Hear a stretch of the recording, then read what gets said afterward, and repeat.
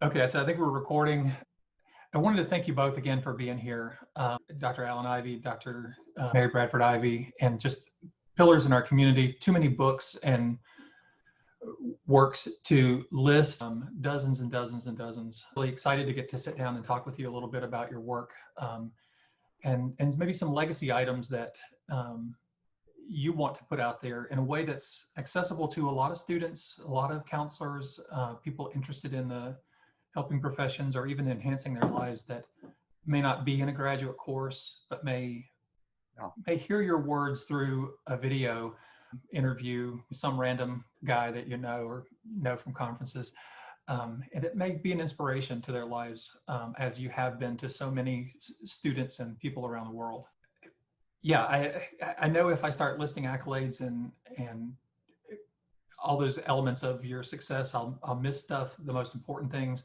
And so I hope that maybe over the course of our little talk here, your areas of interest and passion will come out. And they already were coming out for Mary, and I want to come back to that. And I was like, wait, I got to hit record. We got to capture this because it's really exciting at what you're doing in this age of COVID. So thank you both for meeting with me. Thank for you. the invitation. Thank you so much. Yeah, sure. I was thinking back to the times we've met at conferences, usually around a neuroscience informed counseling conference. All of us who come after are spurred on by the efforts that you guys have led for a couple decades now in raising neuroscience awareness in our consciousness as counselors. And so it just felt like usually when I would run into you, it was after I was presenting something and I'm thinking, this should be the other way around. We've got to hear their voices. And so that really sparked this idea in my mind of, I gotta find a way for them to, how can I get them to talk to me? How can I get them to be friends with me? So part of my agenda is really to give you your own agenda, but I can tell you that a few areas of interest that I have in your work that we can talk about, or that hopefully we'll just say some things. Mary will freestyle again, talking about coherent digital, and then we'll just go from there. Okay. So like one of the areas, of course, is neuroscience, and where you see that, what you want to say about that from this perspective in your career. I probably would want to ask you about the best career advice you two never got, something that you wish you had gotten earlier on that might have helped you in your trajectory. And then really maybe some discussion around micro skills, if time permits, energy permits, and you want to go there. So that's kind of where my mind is today. Any of those topics grab you that you would want to? What do you want to talk about? Okay, Mary, No, you go ahead. Yeah. You go ahead. Well, one of your questions was come from Rogers, and we were Mary's kind of prepped for that. Oh, okay. The first quote I gave in the lecture I just recently gave was by Carl Rogers, and it was, when I've been listened to and when I've been heard, I am able to reperceive my world in a new way and to go on. The importance of listening. And we had, Paul Tillich said, love is listening. So that was how I framed what I had said before. And as you know, I don't know if you know this, but I did my master's degree work at the University of Wisconsin in Madison, where Carl Rogers had been for many years doing all his work. Now he had left, but he had left behind all his people that he trained. So I'm telling you, I was imbued with client-centered counseling. And he would come back to Wisconsin and give lectures, and we'd all go in and practically bow down, as he walked in, and we'd listen. But then when I took that out to do actually my internship, I was over at McFarland High School in Illinois, and I tried to do Rogers in a high school. which is to sit and listen and reflect feelings. And I wanted to be so Rogerian because I trained so well. And I was going to be the best Rogerian counselor in high school. Well, you know how long that lasted. So, and it was only when I got to the University of Massachusetts and I happened to take a workshop that Alan Ivey was doing. It was a day-long workshop on microskills. And I came out of that saying, my goodness, I had gone to the University of Wisconsin. There were wonderful professors. It was one of the top programs in the country.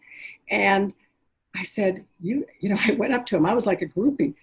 You know more about counseling. You can operationalize Rogers. You make it all work. This all works, you know, basic listening sequence. And I became a big fan. Later we were married. I think I married in microskills and the whole thing. But I have just always been very enthusiastic about the microskills.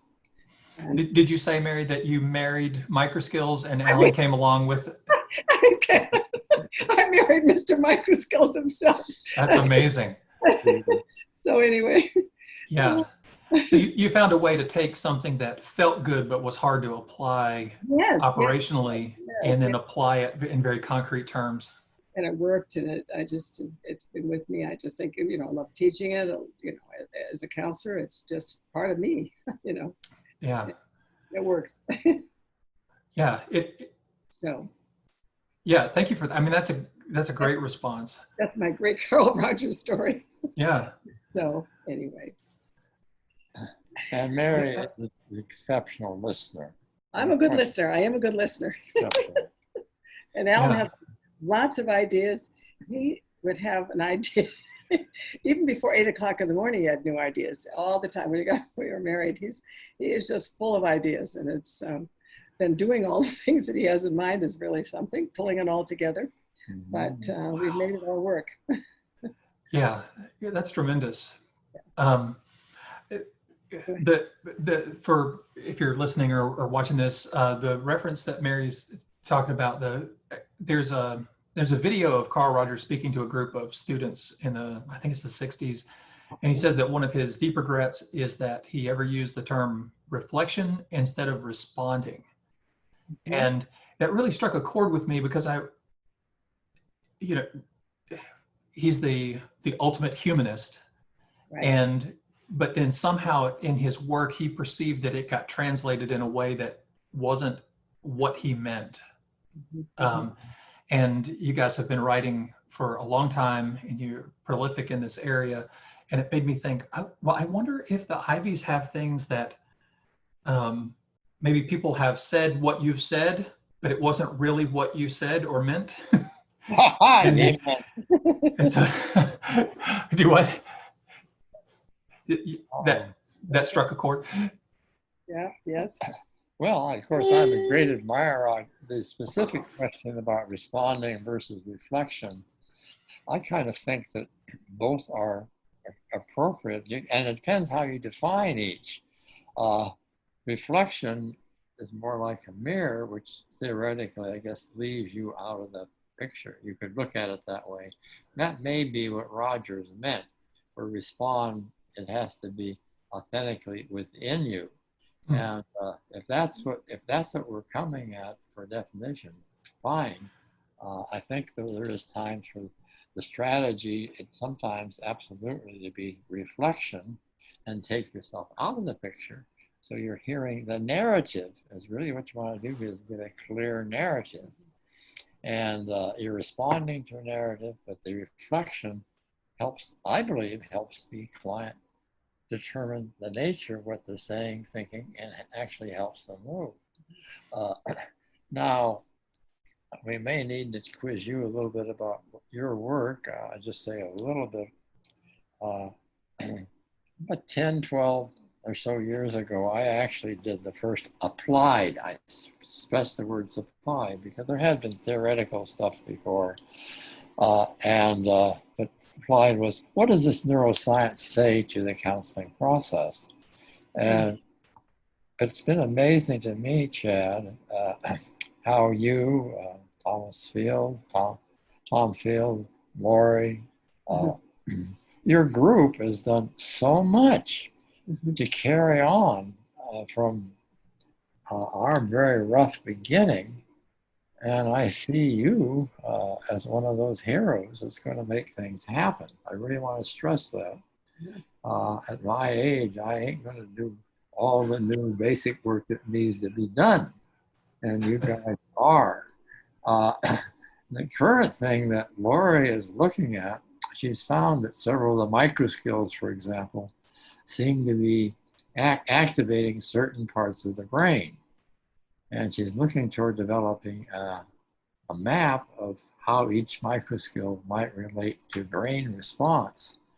And it reminds me of a talk I had a long time ago with Norm Kagan. Now, Norm should be famous. He did wonderful, wonderful work.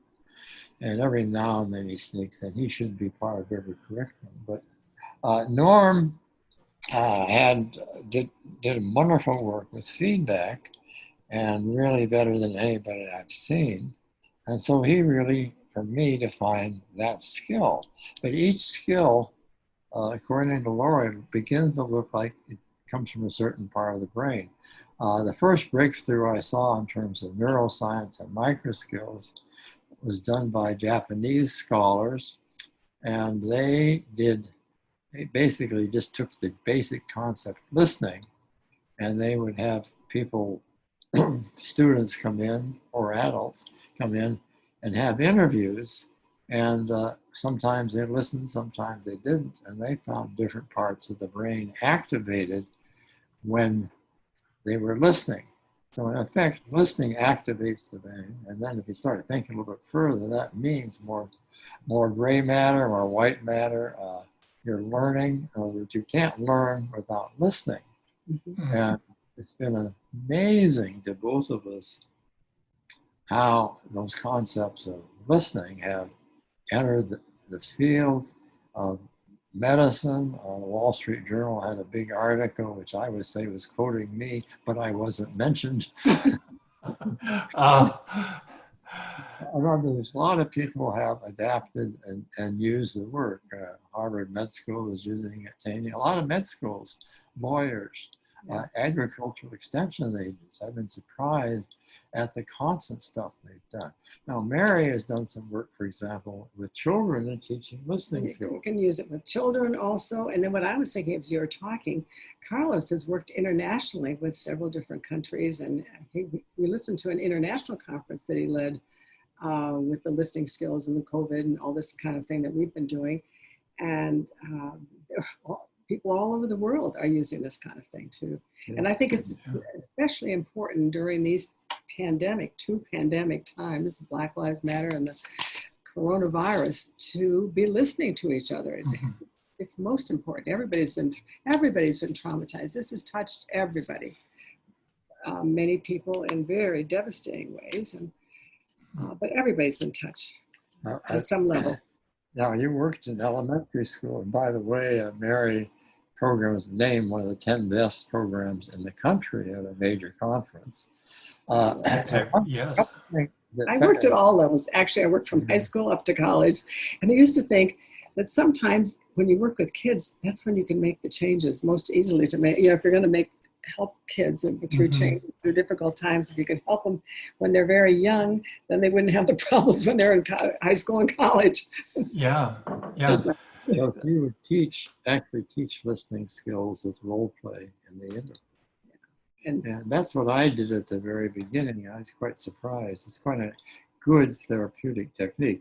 But before I continue that, I would like you to talk about you're using this with peer training as you develop peer counseling. Well, the older kids in elementary school could be counseled. You can't do it all yourself. You're one counselor in a big school, and you might have an intern, but I think it's great to be able to train kids to work with other kids, younger kids, and sort of being mentors, teaching them conflict resolution. Kids have these little fights, and little fights can become bullying. It can become not such nice stuff, that kids are traumatized by. So the more that kids learn how to listen and to be able to use these skills, I think the better off they are growing up and as people, if they can. And I think they're more caring and empathetic of each other as they learn to listen and sort of be just good. They could be good friends, good helpers that way. They don't have to be counselors, but they're good helpers and they're good good kids when they do that. And Mhm. it was really very rewarding. I love doing that. I was thinking as you're talking, though, that the one thing that I think we've always been concerned, you've always been concerned about, is people just taking the skills and not talking about multicultural, not talking about making these skills appropriate for where you are working, where your setting is. Yeah. For example, in Australia, we'll never forget this, Chad. This was the most unusual situation. People sit side by side and they look up and down. Traditional. There are people, and then we worked with the traditional Aboriginals, and very unusual. And so I think we have to be keyed in. Unusual from our perspective. From our perspective. Now, we're unusual from their perspective. That's right. But in other words, you have to adapt your listening skills and your helping skills to meet the needs of the people that you're working with. So it has to be culturally sensitive. Now, she brings that up. It's one of the great frustrations. As I said, many people have borrowed, quote, borrowed, and vast majority has ignored our multicultural emphasis. Yeah. The fact that eye contact, for example, varies, as Mary said, side by side. Traditional African Americans learned, I think is still there in the roots. It's not safe to look a white guy in the eye if you're living in a southern town. Mm-hmm. And I suspect it's not all that safe for some kids to look a policeman in the eye. So just the idea of eye contact, and then different body language has different meaning, and then people will pick up different topics. In other words, it varies. Mm-hmm. And but let's go back to your questions about neuroscience, because I'd like to know more what you're thinking about, and also, by the way, what are you doing currently? I'll throw it back at you. Oh, no. I'm already blushing from earlier comments. Let's see. What are we doing? Wow. What struck me when you asked that question is how you are both able to loop in the community of scholars and people working in an area and deflect attention from just your work. So that's my side commentary, not to dodge the question. But it also seems to exist in tandem with your this sort of observation that your imprint on the global community is so vast that people just stop attributing stuff to you because it's just here. The greatest reward is my language. Our language has become generic to the world. I think that what could be better? I don't get rich from that, but it's really wonderful to see this happening. And currently, as you well know, listening is around all over the place. Yeah. Listen to Black Lives Matter. Let's get some communication going. It's literally everywhere that people need to listen and then act. But let's start with that. And that's a general criticism I have of the psychotherapy tradition is focusing on acting on the patient rather than first listening to them. Will you say that one more time? I just think that needs to be underscored. I think that's just really powerful. Yeah, again. Actually, not. Listening is first, rather than before you act on them. Listen before you do something. Yeah, listen and, first. When I do an interview, first of all, I like to have a community genogram. I like to know what their context is. But the first thing I do, I want to listen briefly to their concerns. But then the next thing I do is I'll break in. If it hasn't happened, I want to find their strengths. And I have listened very carefully to their strengths, because it's from your strengths you're going to resolve those issues, concerns, and problems.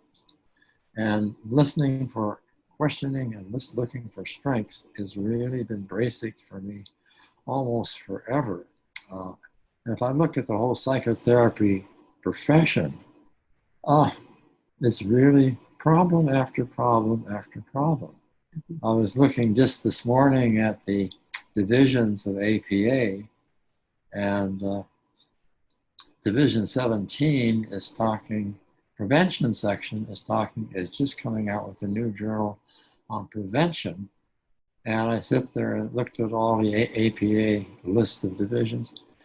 I'm sure in pieces they're there, but to make it the central goal, prevention and positive health, is really what we ought to be about rather than problems. Nothing could be more profitable with a guy that comes in with money and you listen very nicely to his problems and ignore his strengths or her strengths. Right. And I think one of the gifts that Alan has to the world is he does listen. He wants to learn from you. He wants to learn from the neuroscientists. And he listens and he incorporates and integrates. He's the greatest integrator. You know, I think I listen to him very well and we integrate somewhat, but he is the best at picking out the best ideas you have, all these different people. And because he listens and he learns from other people, he's not just going to go ahead and tell them about what we're doing. It's what are you doing and how, you know, what can I learn? What can we learn together? How can we work together? Yeah. So I think that's a gift. So listening is at the basis of what he does. Yeah, I certainly feel that. Sorry.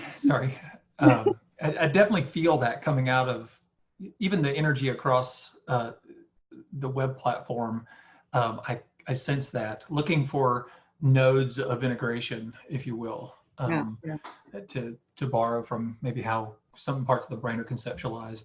And I think that to come back to something that Alan had asked about current work, a couple of things that I'm most excited about is with neuroscience is that it is inviting a greater level of accountability on the counselor's part, on the listener's part, to be more fully in tuned.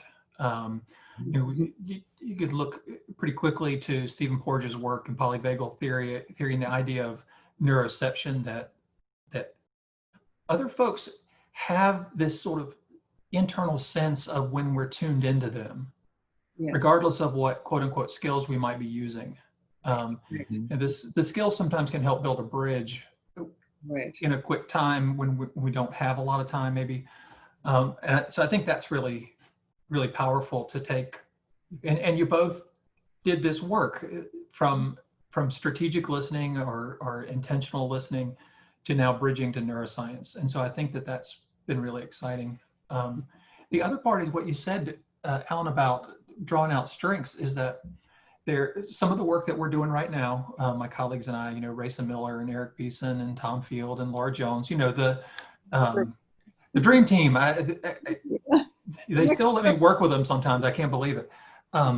But looking at how counselors and counselor educators conceptualize even the whole notion of integration of neuroscience, and what are our concerns as a field.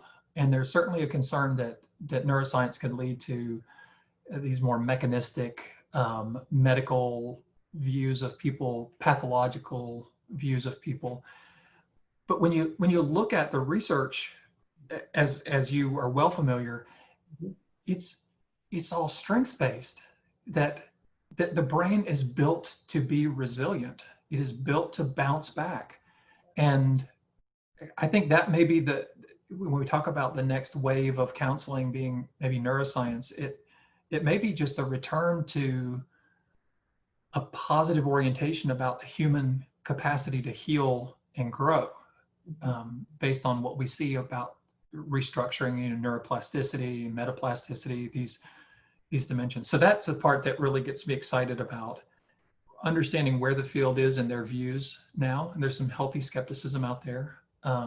There's also, on the other hand, views that neuro is the great savior, that this is the silver bullet, the magic pill that we've been looking for. And I think we can't let it distract from the human involvement.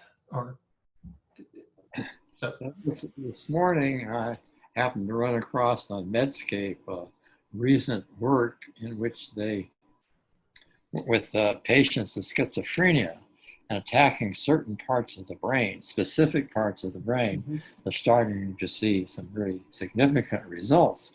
In other words, it's possible we ought to be starting with the brain. The other question I throw in is, I like to say brain body. Everything that happens in the brain impacts the body.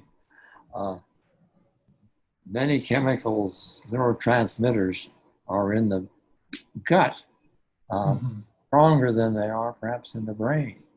And so a whole body issue is really important to me. It also means that nonverbal communication, I think, has more power than we really think.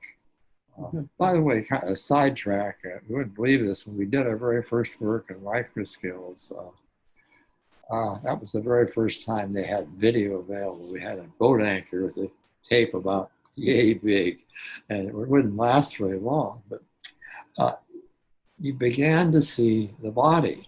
Rogers made such important stuff when he had a wire recorder, and we could see what was actually going on in the interview verbally. But when you start getting into nonverbals, there's a lot more going on. The synchrony of the body. And we now know, because of people like you, Raisa, Laura, that, hey, there's something going on that runs the whole show, but the whole show is sometimes run by something else in the body. Well, I have this fantasy, and it's been there a long time. And actually, you guys are now doing it, and a lot of people are in piecemeal. But I can imagine a more common thing is you come into a counselor or therapist's office, wire yourself up, have a TV screen there, a monitor, and you start seeing specific examples of where we are at this particular time in the talk. And then some early work at Mass General found that when clients, take the word empathy, when the client and counselor were in empathy, you could see the brain waves shown on the screen as in sync. And that's the type of thing that you could find very useful in the counseling process. But the thing is, I fear that professors are kind of scared of this, because as you well know, and Mary and I as well, it's not easy stuff. Right. It also would require you to change your syllabus. Professors are not anxious to change the syllabus. So you start thinking about it, it takes time to make things happen. When we started our work as a team with 6 other people on getting multiculturalism more to the center, it took us 20 years to get the field started with the APA and ACA. To get competencies for required, multicultural competencies required 20 years. Can you believe it? And that's using people like Daryl Wing Sue and us. But it's still just the beginning, as we see. Still could do more. But when we think of the body-mind connection, I think one of the things that we have always advocated is this therapeutic lifestyle changes. No matter who you're working with, we are firm believers of the exercise, for example. Every day we're out exercising. Like I swam for an hour and I walked for an hour. But I think that's at the basis of good health and mental and physical health. It's got to go together. The mind, body goes together. It used to be separated. We used to think of it all separate. It's got to go together. Good nutrition, socialization, healthy lifestyle, which we haven't been able to have when you're quarantined. You have no zip-bullish social life. It's just with Zoom. So it's, that's another thing we really believe in, the body-mind connection. Now, you had some other questions you wanted to bring out. I was wondering what they were. Yeah, sure. Well, I just want to comment on that mind-body connection. And I had seen an email from you, Alan, some time ago about the using care in the way we talk about the brain as if it is somehow separate from the body, and took that to heart. And I think one day, hopefully we will, and soon we'll start to think more holistically about the brain and nervous system as it connects to all of us. It's all of us. And so if you want your brain to feel better, that means that you change the way you eat, you change the way you move, you change the way you relate. And I agree that, and I don't know who is doing this research, but I'm sure it's ongoing, that while the technology allows us greater access, I don't know that it allows us to have access to the same synchrony that happens in person. And I wonder if that's a part of what's causing people to feel so isolated, is that we don't have this sort of neural synchrony that happens in the same way. It's better than nothing, Right. but it's not the same as two nervous systems being in the same Right. space at the same time. The way we cope, we're resilient, we have to cope with this, but it isn't the same. Yeah, yeah. Well, oh, so many thoughts. So maybe for counselors who are people who are listening to this who want to be counselors or are counselors, and the question that we get all the time, but I'd love to hear your responses to it, is if they wanted to begin integrating neuroscience into their practice, what do you recommend? Absolutely. I've been recommending to my students and workshops is we should have the brain and body a map there, and we're going to work to change your brain, build your brain, and your body is there too. So in fact, that diagram of the body strikes me as a beginning to sit there and say, this is holistic. But as Mary said, I'm very interested in assessing health habits and wellness as part of that. Yeah. Absolutely. Someone that's depressed, honestly, if they get out and walk and get out in nature, I mean, that's sometimes a beginning start of someone who's depressed. Get out and move. So if I can reflect what you said, because I think it really matters that maybe the first step in integrating neuroscience is not running out and reading an article or buying a biofeedback apparatus or neurofeedback. It's assess the whole person. Listen to the whole person, not just the skull brain, as some say, but the embodied brain. Right. Very helpful. Thank you.